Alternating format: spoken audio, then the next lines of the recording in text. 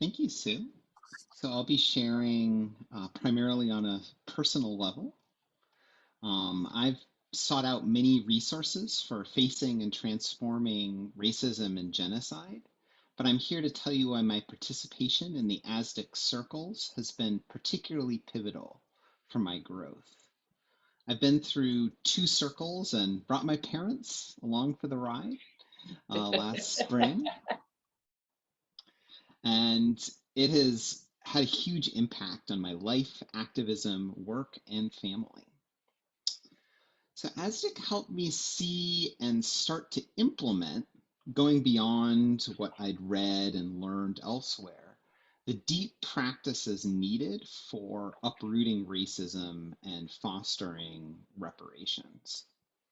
Because racism is so fundamental to society and our socialization, it lives in me and needs to be addressed at many levels. On the cognitive level, which Ricky and Bobby and Marielle have addressed as well, ASDIC has gathered together really amazing curricular materials from many sources, perspectives, bringing in vocabulary and conceptual tools that are very useful, such as the white racial frame, which has also been mentioned already.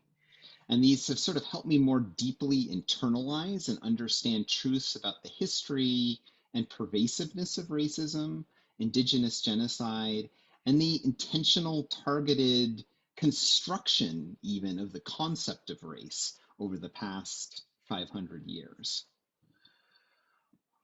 But it's not just the cognitive level.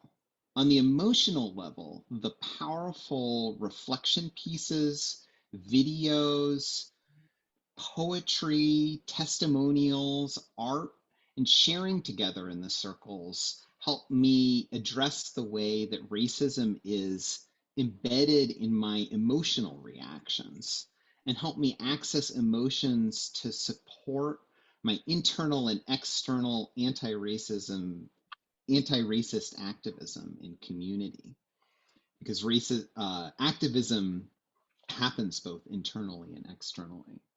For me, I've been able to access and feel healing grief increasingly with increasing depth and frequency to help me move beyond the numbness that I learned as a, respectable middle-class white person. On the relational level, the circles are structured in a way that creates space for both accountability for racism's damages as well as healing and encouragement. I remember once when Maria told me was leading a small group that I was in, and she just said in the most peaceful way, and I was like, oh, what does it mean that only the white people are talking right now?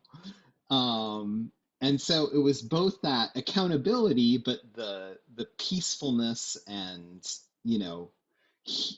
kindness of that offering that's made a big difference.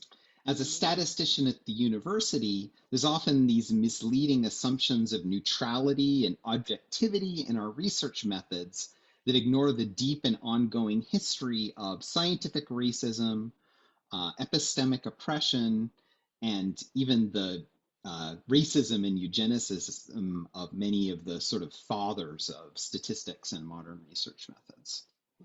So I've drawn deeply on my time with ASDIC as I've started creating space for more dialogue, more recognition of the history and how it lives in us today, and implementing anti-racist practices in the way that research is done. So ASDIC positive impact is because of many years of lived experience, work, thought, and spiritual growth that I think is clear to everyone who's had contact with ASDIC. And the care and resources and flexibility to respond to emergent things that happen within a session create a really amazing container for this beautiful work to take place in community. And I would really view it as a model for shared liberation. So let's continue working together towards shared liberation and help this work reach more people today and for future generations. Thank you very much.